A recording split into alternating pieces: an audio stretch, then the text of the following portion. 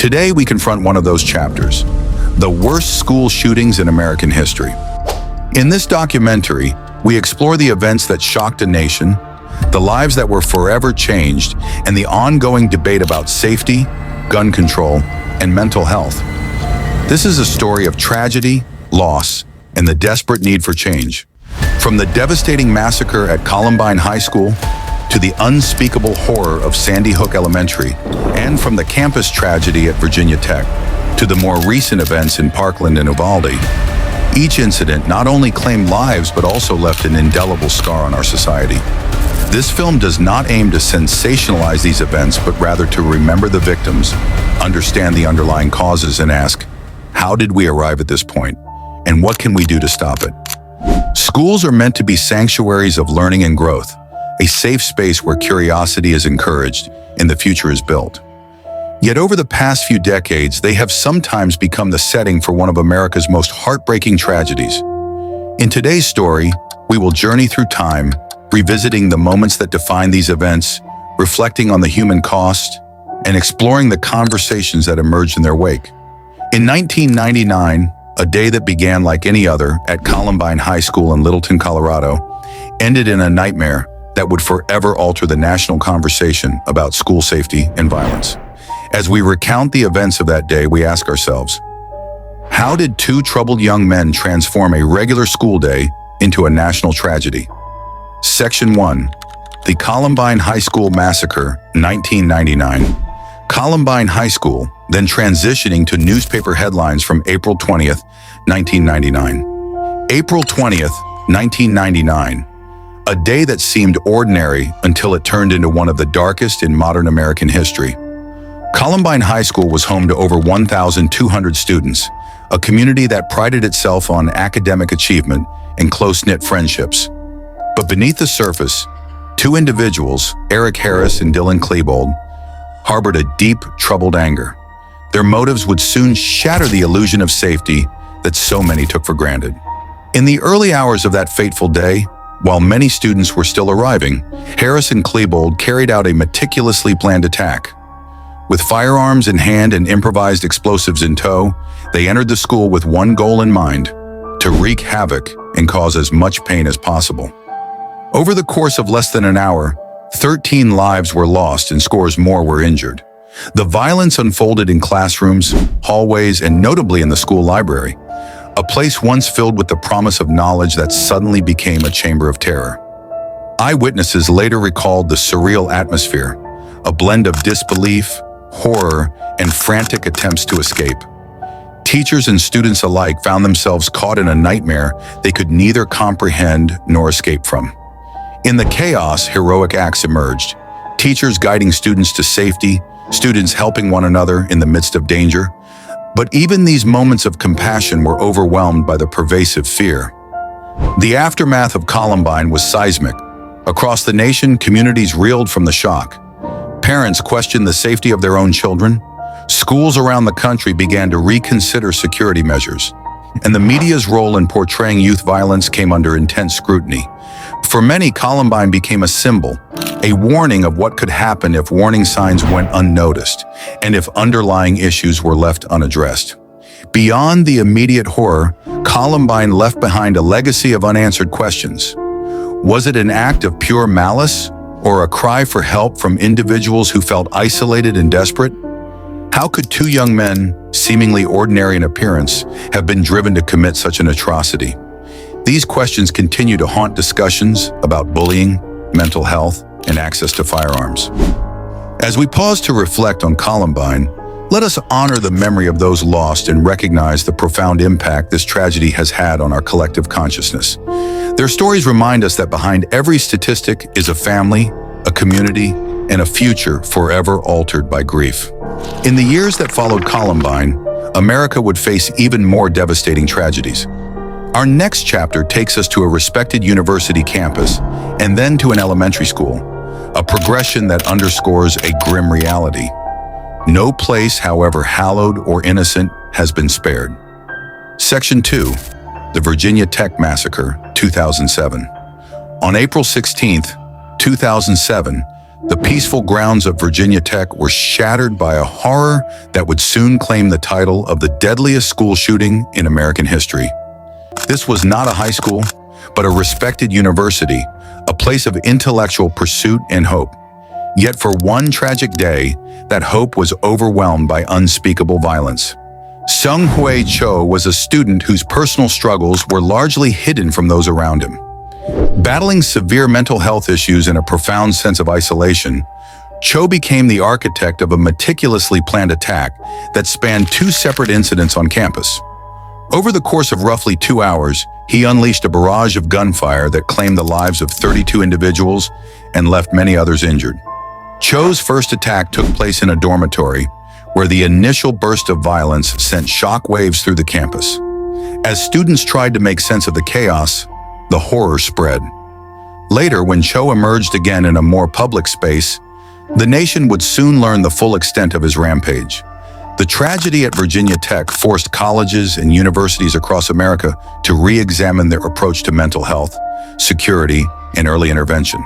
While many questioned whether the warning signs had been missed, one undeniable truth emerged. A failure in communication and a lack of adequate mental health support had contributed to this disaster. Families, friends, and educators were left grappling with a painful realization that sometimes, even in institutions of higher learning, the signs of deep personal distress can go unnoticed until it is too late. The Virginia Tech massacre not only reshaped campus security policies, but also ignited a national dialogue about the intersection of mental health and violence. It reminded us that the consequences of neglecting the emotional well-being of our youth are both profound and irreversible. Section 3. Sandy Hook Elementary School Shooting, 2012. On December 14, 2012, the unthinkable struck Newtown, Connecticut. Sandy Hook Elementary School, an emblem of youthful innocence and learning, became the stage for one of the most heart-rending tragedies in American history. In an act that defied comprehension, 20 innocent children, along with 6 dedicated adults, were taken from this world in a matter of minutes. Adam Lanza, a 20-year-old with a troubled past, first turned his anger inward, taking the life of his own mother before embarking on a path of devastation. With a cache of firearms, he forced his way into Sandy Hook, where chaos and terror replaced the routine sounds of a school day. In those final moments, the laughter and chatter of children were replaced by screams and the unrelenting sound of gunfire. The impact of Sandy Hook was immediate and profound. The nation was gripped by a sorrow that transcended politics and ideology. Families, communities, and leaders from every corner of the country mourned not only the loss of lives, but also the shattering of an ideal, the belief that schools are safe havens for our children. In the wake of Sandy Hook, a fierce debate on gun control surged to the forefront of national politics. Advocates called for reforms that would limit access to the types of weapons used in the attack, while opponents argued that such measures threatened constitutional rights. Yet as the debates raged on, the heartache of those who lost their children remained a constant, silent plea for change. Amid the clamor of political discourse, another troubling phenomenon emerged: the spread of conspiracy theories. For some, the reality of the tragedy was so unbearable that denial became a refuge. Misinformation and unfounded claims only deepened the wounds of those left behind, complicating an already complex process of healing and remembrance. As we remember Sandy Hook, we are reminded that the cost of inaction is measured in human lives. The pain of that day lingers, urging us to confront difficult questions about gun legislation, mental health services, and the responsibilities of our communities to protect the most vulnerable. Section 4. The Parkland School Shooting, 2018. On February 14, 2018, ironically a day celebrated for love, Marjorie Stoneman Douglas High School in Parkland, Florida, became the site of a tragedy that would ignite a national movement. Nicholas Cruz, a former student with a history of behavioral issues and troubling signs, carried out an attack that left 17 people dead and countless others forever changed. The events unfolded in a matter of minutes, a chaotic scramble as students and staff desperately sought shelter. For many, the seconds felt like an eternity. Some captured the unfolding tragedy on their smartphones, while others hid in classrooms, praying for a miracle that would never come. What set Parkland apart was not only the scale of the loss, but also the resilience of its survivors. In the days and weeks that followed, students like Emma Gonzalez and David Hogg emerged as voices of hope and determination. They channeled their grief into activism, demanding not just answers but concrete action to prevent such tragedies in the future. The Parkland shooting sparked a grassroots movement unlike any before it. Across the nation, students took to the streets, their voices united in the call for safer schools and stricter gun control measures. They demanded that the government and communities come together to create change, a change that would honor the memories of those lost by ensuring that no other family would have to endure the same heartbreak. But even as the movement gained momentum, the debate over gun rights versus public safety raged on. While some saw the tragedy as evidence of a broken system in need of reform, others remained staunch in their defense of individual freedoms. Amid these conflicting narratives, the voices of Parkland's survivors rose above the din, a poignant reminder that at the heart of every policy discussion lies a human cost that cannot be ignored. As we close this chapter on Part 2, we reflect on the cumulative weight of these tragedies. Each incident, Virginia Tech, Sandy Hook, and Parkland, has contributed to an ongoing national reckoning. The stories of those who perished and those who survived serve as a call to action, a call to confront the systemic issues that have allowed such horrors to recur. Section 5. The Robb Elementary School Shooting, 2022. On May 24, 2022, the quiet town of Uvalde, Texas, was thrust into a nightmare. At Robb Elementary School, an 18-year-old gunman unleashed a horror that claimed the lives of 19 children and 2 teachers. This senseless act of violence shook not only a community, but the entire nation, raising urgent questions about how we respond to threats within our schools. Unlike previous tragedies, the response to the Uvalde shooting was marred by controversy. Reports emerged that law enforcement's response was delayed, with crucial minutes passing before decisive action was taken. Families and community members watched in agonizing disbelief as their pleas for help went unanswered for far too long. In Uvalde, the tragedy was compounded not only by the loss of innocent lives, but by the deep mistrust that grew between citizens and those sworn to protect them. Questions were raised about training, communication, and accountability, questions that would prompt investigations and demand systemic change. The pain in Uvalde is a stark reminder that when policies and procedures fail, the cost is measured in the lives of our children. As we remember Robb Elementary, we honor not only those who lost their lives, but also the enduring spirit of a community determined to seek justice and ensure that such a tragedy never happens again. Section 6. The bigger picture. Why do school shootings keep happening? As we stand in the aftermath of these tragedies, we are forced to confront a deeply unsettling question. Why do school shootings keep happening in America? The answer is not simple. It is a tapestry of issues woven together over decades, each thread representing a factor that has contributed to the crisis. First, there is the issue of gun laws. The United States has long maintained a unique relationship with firearms, protected under the Constitution and woven into the fabric of American identity. For many, guns symbolize freedom and self-reliance. Yet this same cultural legacy has made it exceedingly difficult to enact reforms that could prevent guns from falling into the wrong hands. The debate over the Second Amendment remains as polarized today as it ever has been. Next, we turn to mental health. Across these tragedies, early warning signs often pointed to underlying issues: unaddressed mental illness, social isolation, and a lack of effective intervention. In many cases, the individuals responsible for these attacks were clearly in need of help. However, stigmas surrounding mental health and gaps in the support systems have meant that too often, cries for help go unanswered. Social factors also play a critical role. Bullying, alienation, and the sometimes toxic influences of online communities have all contributed to an environment in which violence can take root. The copycat effect, where one tragedy inspires another, is a dangerous reality that has been observed time and again. When sensationalized by the media and amplified on social networks, the actions of a troubled individual can inadvertently inspire others to follow a similar, destructive path. It is important to recognize that no single factor is responsible. Rather, these tragedies emerge from a convergence of elements, cultural, legal, and social, that create conditions ripe for violence. As we search for answers, we must be willing to examine our values as a society and consider how best to protect the innocent without sacrificing the freedoms that many hold dear. Section 7. How can we stop this? A call for change. If the tragedies of Columbine, Virginia Tech, Sandy Hook, Parkland, and Uvalde have taught us anything, it is that something must change. While there are no easy answers, several approaches have emerged as part of the national conversation on how to prevent future violence. Gun reform remains at the forefront.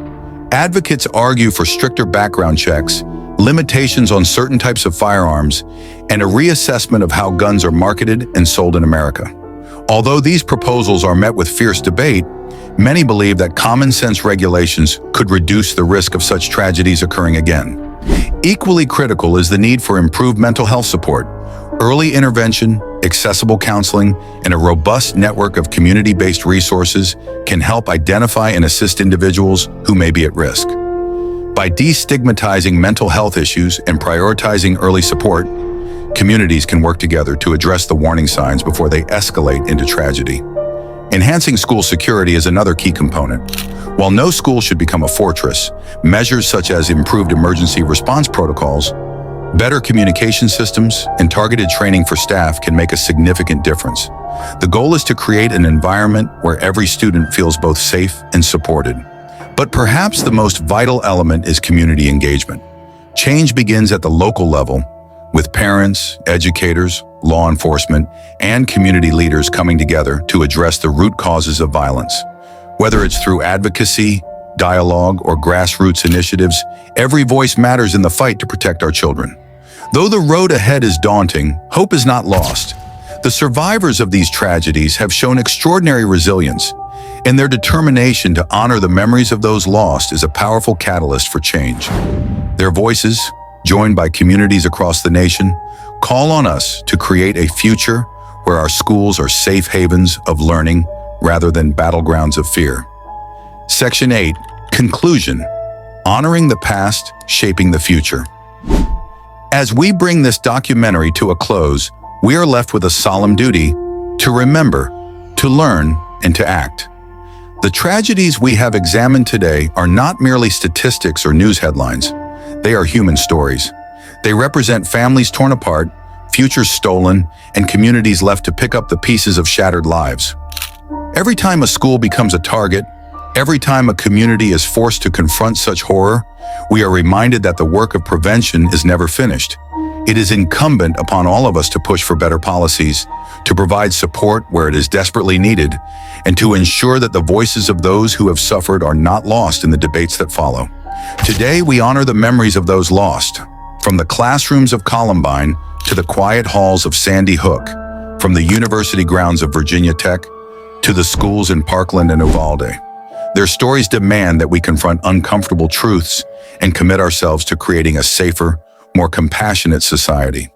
While the path forward is fraught with challenges, we must not let despair dictate our future.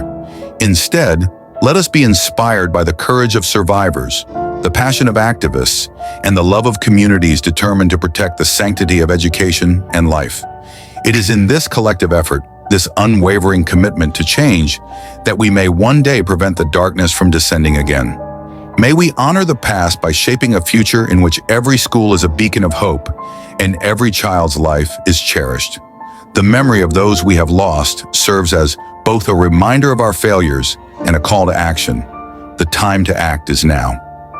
Thank you for joining us on this difficult journey. If you or someone you know needs help, please reach out to local support services or call a trusted hotline. Let us remember, let us learn, and above all, let us work together for a safer tomorrow. And don't forget to like and subscribe for more informative video like this.